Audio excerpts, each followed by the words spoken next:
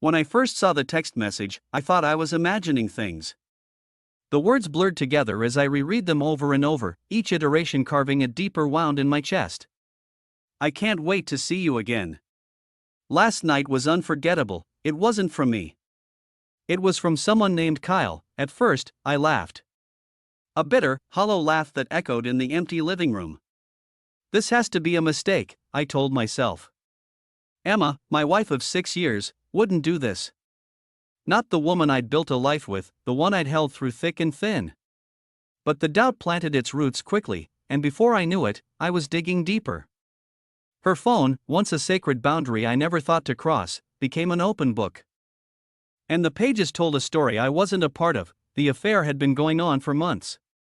Late-night work meetings, sudden gym memberships, and a newfound interest in looking good for herself all clicked into place. But what gutted me was the revelation that Emma was pregnant. The child I'd been dreaming about for years, the one I'd painted nurseries for in my mind, wasn't mine. It was his. The betrayal was a poison that seeped into every part of me. My mind raced with questions. Why? How could she? Was it something I did? But self-pity soon gave way to a burning resolve. I wasn't going to let them make a fool of me. If Emma wanted to betray me, if she thought she could replace me so easily, then she'd have to live with the consequences. The first step was to act normal. I couldn't let her know I'd found out. If she suspected even for a moment, she'd bolt, and my plan would crumble. So I smiled through gritted teeth, kissed her on the cheek every morning, and even went shopping for baby clothes with her. Each gesture felt like swallowing glass, but I endured. Still, I couldn't forget the good moments. The nights when Emma and I had stayed up late, tangled in each other's arms, dreaming about our future. I remembered the warmth of her laugh when I surprised her with flowers, the way her eyes sparkled when she looked at me on our wedding day. Those memories were a cruel counterweight to the cold reality, but they kept me grounded. For a moment, I let myself feel the ache of what we'd lost, even as I planned my revenge. Meanwhile, I started gathering evidence. Screenshots of texts, photos of her sneaking out, and even a recording of a conversation she had with Kyle while she thought I was at work. Every piece of proof was meticulously catalogued. Not for a divorce, no, that would be too simple. I had something far more intricate in mind. I'd always been the safe guy. The dependable one who paid the bills, fixed the leaky faucets, and remembered anniversaries. Kyle, on the other hand, was the fun one, the guy who could make Emma feel alive. It was time to show them just how dangerous the safe guy could be. I started with Kyle. It wasn't hard to find his address. Emma had been careless enough to leave it on a scrap of paper in her purse. Late one night, I paid him a visit. I didn't confront him, not directly. Instead, I left a little surprise.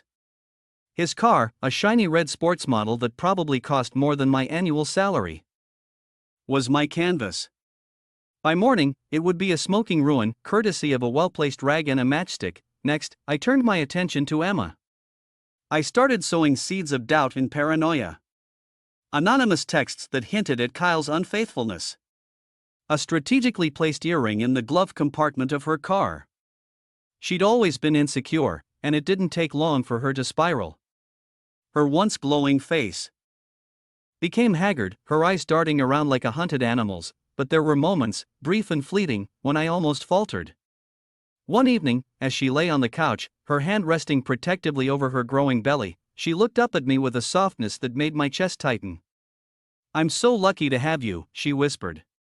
For a split second, I wanted to believe her, to forgive her, to imagine we could rebuild what was broken. But the betrayal loomed too large, and the fire of my resolve burned brighter. Then came the financial sabotage. Over the years, I'd handled all our joint accounts, ensuring our future was secure. It took little effort to drain the accounts and move the money into one she couldn't access. She didn't notice at first, too preoccupied with her collapsing world. But when she finally did, her panic was palpable. "I don't understand," she stammered one evening, her voice trembling. "Our savings. It's gone." I feigned concern, wrapping her in a hug that made my skin crawl. "We'll figure it out," I murmured, biting back the venom I wanted to spew, but I wasn't done yet. I orchestrated a moment of chaos that neither Emma nor Kyle could recover from.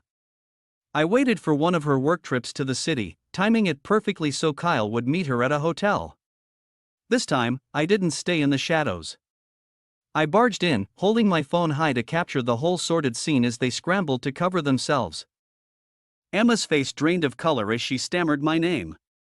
Kyle, shirtless and wide-eyed, looked ready to bolt. "Don't let me stop you," I said coldly, stepping aside and letting him run past me, half-dressed, into the hallway.